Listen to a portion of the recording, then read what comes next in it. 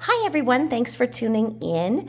I had shown you previously all of the raw ingredients to make the best fresh garden salsa ever. And I do freeze my salsa, and from the garden extras, it will last me the whole year. I'll kind of show you what I'm doing here.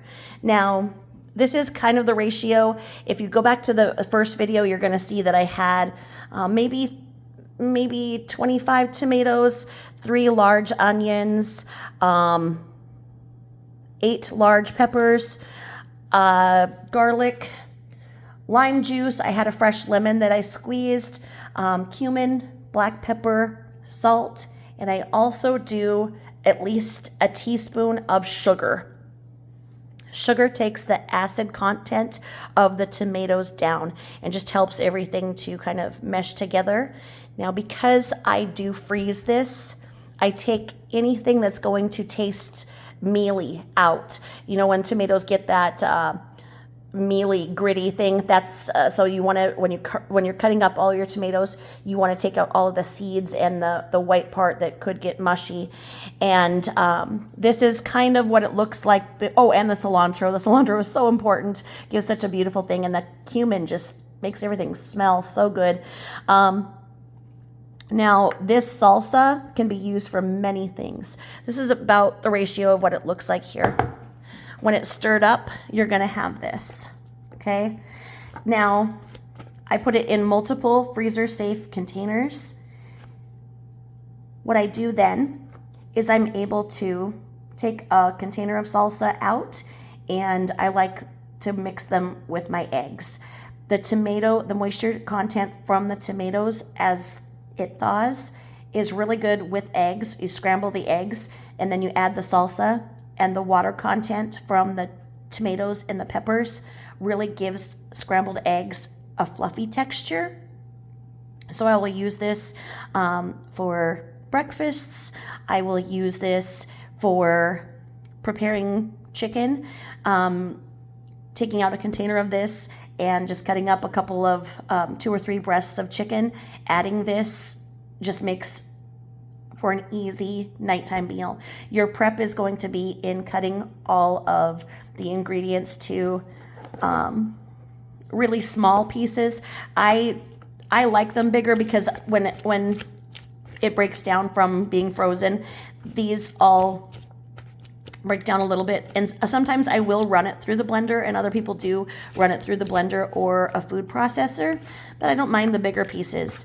So you can just kind of use this throughout the year. I use these kind of freezer safe Tupperware containers, so I'll put them in, have all of these out to just Tupperware containers that I have ready to go,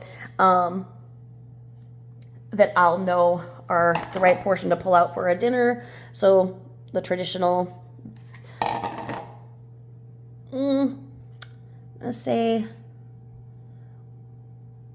that says 1.8 liters. I was going to say, I mean, not quite a quart. 7.5 cups is what this one holds. So you would say, okay, this would be, you would need half of that. So this right here is 4 cups. So I would use 4 cups. I would thaw that much at a time and then have it for breakfast. You can use it for chicken, like I say. And then before you freeze it, of course, you get to have a lot of it out to just have with chips. And nothing is more amazing than fresh salsa. So when you're looking at your garden that finally you have everything popping up and you have just way too many tomatoes and peppers and you don't know what to do, this is what you're going to do. It's going to take you a significant amount of time, especially to take out all of the seeds and the mealy part of the tomatoes, but it is so worth it because these 2 large containers here, this is about the same amount that I usually use, and I have really enough for a 6-month supply for what I will use it for dinners and breakfasts, just to still be able to have that fresh garden taste when it is winter. So I did use fresh minced garlic, just lime juice from the Dollar Tree if you don't have a fresh lime handy, any kind of cumin, black pepper, salt, And like I say, that teaspoon of sugar is also in there. This was green peppers, white onion, tomato, cilantro, and that's it. I will put a link to all recipes in my community post. The all recipes is pretty similar to the recipe that I just used from not measuring, just what I have done over the years.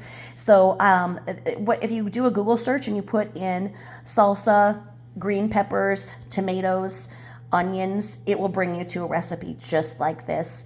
You can, if you're a person who cans, you can of course can this, but it is just as easy to freeze, and I feel a lot more confident in freezing.